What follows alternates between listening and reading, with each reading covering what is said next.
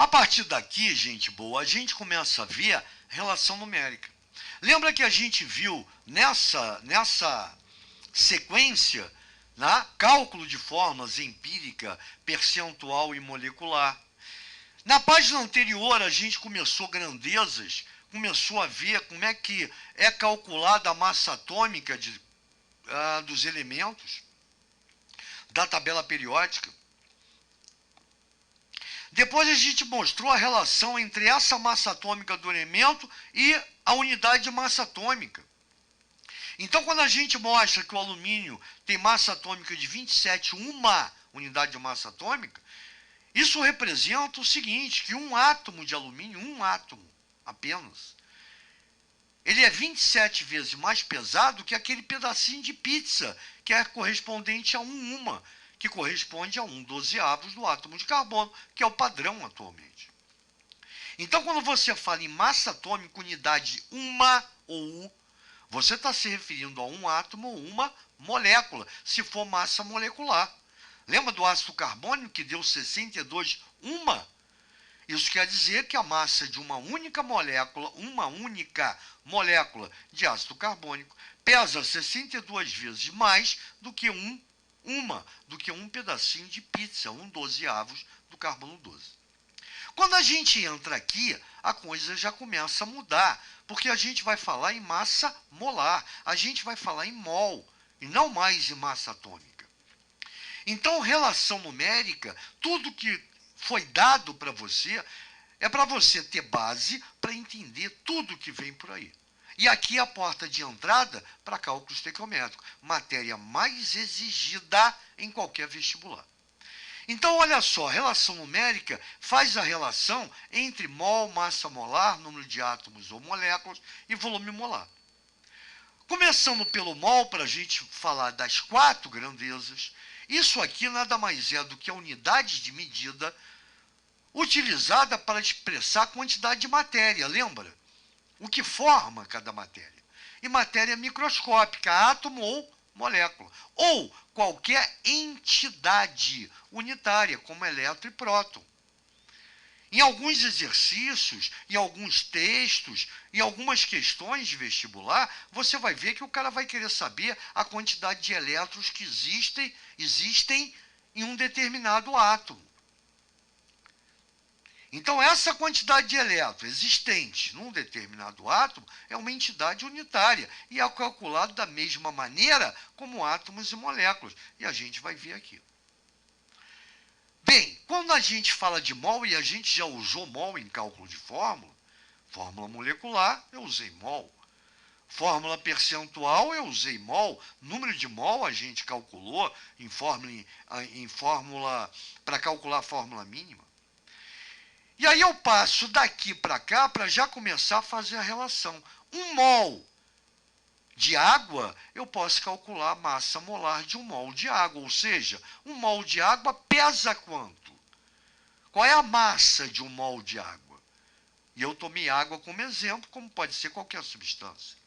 Aí eu coloquei que massa molar é a massa em gramas que corresponde a 1 mol de qualquer coisa. Seja átomo, molécula. E aí eu dei como exemplo a massa molar da água. Dados massa molar dos elementos, hidrogênio e oxigênio, constituintes da molécula de água. Lembrando que isso aqui é a massa molar de cada elemento, e esse númerozinho nada mais é do que a atomicidade, quantidade de átomos que participam da molécula de água, 2 hidrogênios e 1 oxigênio. Para calcular a massa molar da água, eu pego a massa molar do hidrogênio e multiplico por 2, porque tem 2 átomos por molécula. O oxigênio é a mesma coisa, a massa molar multiplicado por 1, porque tem 1 átomo por molécula. 1 vezes 2, 2, 16 vezes 1, 16, 2 mais 16, 18 gramas. Então, 1 mol de água corresponde a 18 gramas, que é a massa molar da água. Isso você calcula dessa maneira, e a gente já viu anteriormente, para qualquer substância. Então, já sei que 1 mol de água corresponde a 18 gramas. Ou seja, gramas por mol, 1 mol, 18 gramas. Porém, quando a unidade é gramas, A diferença que se faz para a unidade de massa atômica é que na unidade de massa atômica se refere a uma molécula ou a um átomo. Quantas vezes o átomo é mais pesado que o pedacinho de pizza? Uma. Quantas vezes uma molécula é mais pesada que uma? Aqui não. Quando você põe unidade de gramas, quando você fala em mol, quando você fala em massa molar, você se refere a esta quantidade de átomos ou moléculas ou qualquer entidade unitária, seja prótons, elétrons. Estou só esticando um pouco isso aqui. Esse camarada é o número de Avogadro. Esse cara, o sobrenome, isso aqui é o sobrenome dele, ele falou que 1 mol corresponde sempre a essa quantidade. Então, só para te deixar tranquilo, uma dezena, 10. Uma dúzia, 12. Uma centena, 100. 1 mol, 6,02 vezes 10 a 23. Se liga nesse número dessa maneira, tu nunca mais vai esquecer. 6,02 vezes 10 a 23. Só mais uma vez. 6,02 vezes 10 a 23. Para terminar, 6,02 vezes 10 a 23. Esse é o número de Avogadro. Ele falou que 1 mol de qualquer coisa, contém esta quantidade de coisas. Se for 1 mol de água, eu tenho esta quantidade, qual é? 6,02 vezes 10 a 23 moléculas de água. Se for 1 mol de laranjas, 6,02 vezes 10 a 23 laranjas.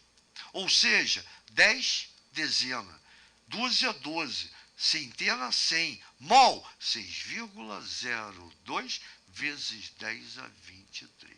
Show? E só para detalhar essa potência de base 10, esse valor, né? Esse decimal multiplicado por 10 a 23, vamos transformar esse decimal em número inteiro. Para tanto, eu ando 2 casas para a direita.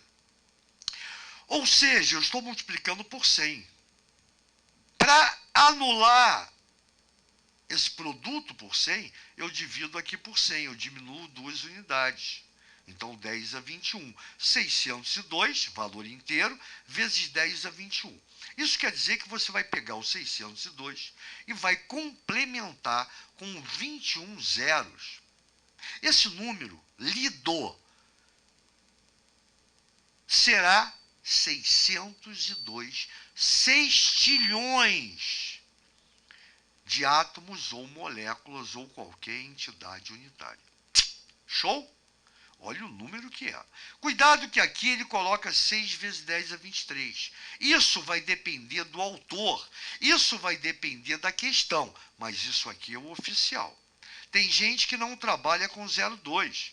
Aproxima, só que ele está aproximando 2 sextilhões, gente boa. Mil, milhão, bilhão, trilhão, quatrilhão, quinquilhão, sextilhão. É lhão pra dedéu.